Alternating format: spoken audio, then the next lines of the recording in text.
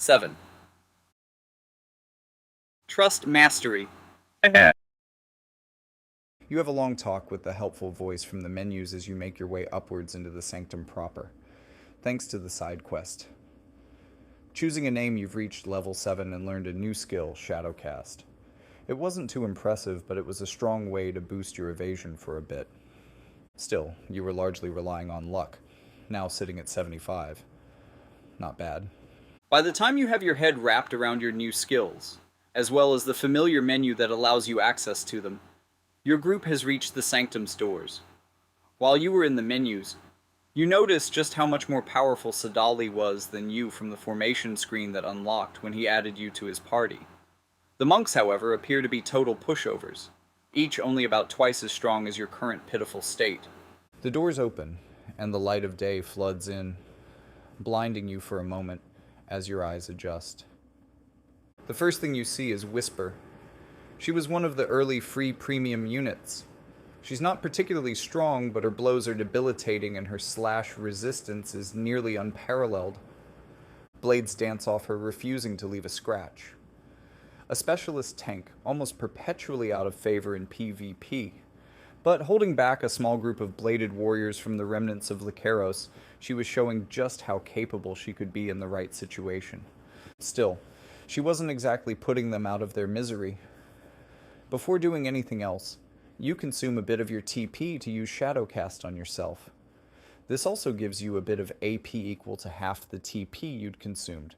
With Regan, Shell, and Evasion up, you move in confidently towards the broken warrior that she's just hit with what was most likely her Night Class specialty skill, Quadra Break. His health bar, however, has hardly noticed. Fine. I'll take the XP for this one. You call up the battle menu and select Backstab from behind him, ensuring that the skill's guaranteed critical from behind claws kicks in. With only 70 base attack, his HP bar drops by about a third and he swings his sword at you blindly.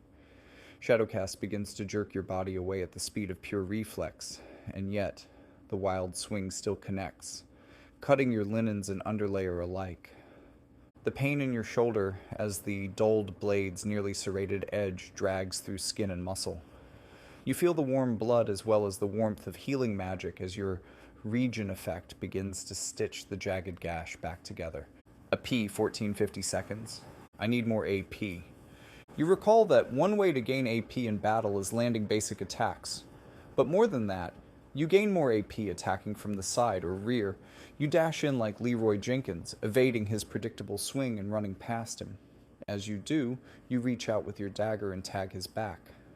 This hardly does damage, but it does recover enough AP to use another skill, now 20/52. Unfortunately, you don't dodge the next slash, which opens a second wound on your chest, again so raggedly cut that even Regan struggles to heal it. You pause and take stock of things around you. Luciel was here, blasting monks with lightning while cursing their names, as were Gargus and Durando, who look like a ghost costume inside a straight jacket and a gilded gimp leather daddy, respectively. They weren't fighting. Durando is using his bulk to shield a child, and Gargas is healing someone. Zazan, the unkillable. And yet, Luciel had brought him to death's door at least. His HP bar was both quite long and quite empty at the same time. Sadali and the monks are deep in the fray, following your lead. And in front of you, you realize Whisper is about to plunge her sword into your opponent's back. You unpause time. Whisper's sword sinks deep and you finish him with 2 quick basic attacks to his chest and finish him off. A P 2850 seconds. Thanks, she whispers through her gilded face mask. You've reached level 8, congratulations. The helpful voice hums deep in your mind. And my main quest. With Sadali? Still in progress, the voice replies. But you've unlocked a new class. Warrior. And skill. Stone Toss. You shudder at the name, remembering what those words mean back on Earth. Then you look up and across the courtyard, its elegant fountains now spewing diluted blood, and see Sadali walking forward somberly. He's not even attempting to defend their attacks, letting his healing and shields compensate for their low damage as they crowd around and attack from all four sides. Then, a blast of hurricane force winds knock you back on your ass, now grateful for your pajamas auto shell. Sadali's health dips about 20% in the blue and green health bars, which then begin to regenerate. Everyone in his immediate vicinity has been filleted by gales of wind sharper than their blades. Further out, you see monks and Lycaros bandits alike staggered, their clock time, CT, reduced, and to add insult to injury, reducing their speed for a few actions as well. Whisper and the other monks use this opportunity to sweep in blades at the throats of their adversaries. All except for Luciel, Gargas and Durando retreat behind their former master, Sadali. They have a bone to pick with him, but both seem to realize that now is neither the time nor place. Piecing together the effects in your head, you realize he's cast Rush Not Thy Fate with its powerful AoE debuffs. Sadali smiles. Luciel, for a moment, wavers in her confidence. The question he asks is simple. What brings you here, Princess of Ovis? You may as well bow down to me, the Queen of Ovis, she jeers. Uncontested soon. That's right, you remember, she's planning to either kill or subjugate her sister for power. Sadali laughs, unrestrained, maniacal, even. A queen of a ruined palace. Where is your throne, daughter of Rogja? Ah, we've shifted from denial to anger.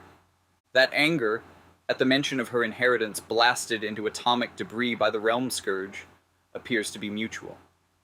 You bastard, she shouts as her composure cracks. You will not speak to my lord that way, Whisper declares, placing her body between them. Luciel begins to laugh in a way that made even Sadali's earlier manacle bent seem tame. She was truly mad. Oh, and who are you? His loyal service dog, cloned from his old bitch, Luciel spits, delighting in the cold fury the words kindle in Whisper's eyes as she raises her blade. Luciel laughs again, breaking eye contact momentarily. Sadali whispers a basic incantation under his breath and Whisper bolts forward. Haste!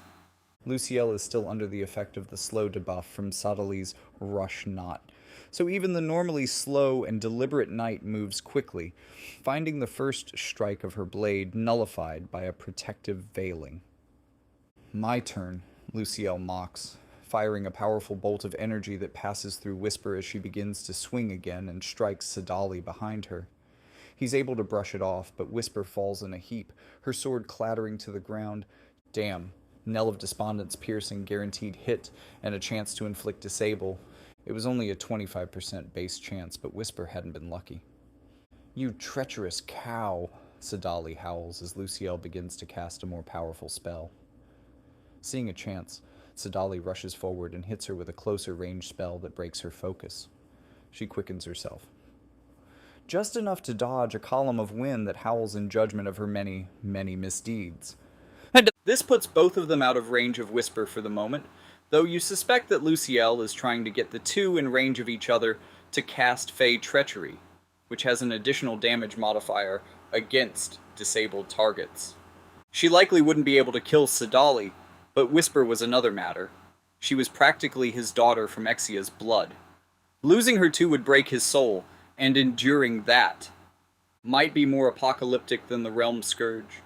Meanwhile, you were even worthless against the cannon fodder. How could you intervene? Shell and Regan wouldn't save you if you caught even the collateral damage.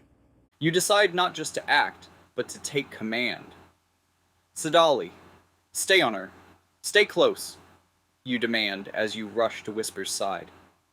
Keep her back, you add, quieter, as you look into Whisper's blaze-red eyes frozen in a state of dazed horror. You load her onto your shoulders, firemen, carry style and retreat, as the monks rush in, form a wall between Whisper and Luciel. The immortal priest looks back at you, a soft smile on his face. Take care of my daughter, he says, before an explosive blast of Luciel's magic turns the stone around his feet into a cloud of dust. Bargaining. Reality pauses unbidden. Quest cleared. This gives way to a scroll of voiced text as the world around you fades to black. You have reached level 10 and acquired the TMR Divine Soul. A full stat line appears on screen. HP 420, TP 60, AP 28 over 55, ATK 81, Mag 90, AGI 33, Dex 90, Luke 76. You've also unlocked the class Staff Mage and the weapon Winged Staff, the helpful voice reminds you. Would you like to begin the next scene? Yes. Not yet.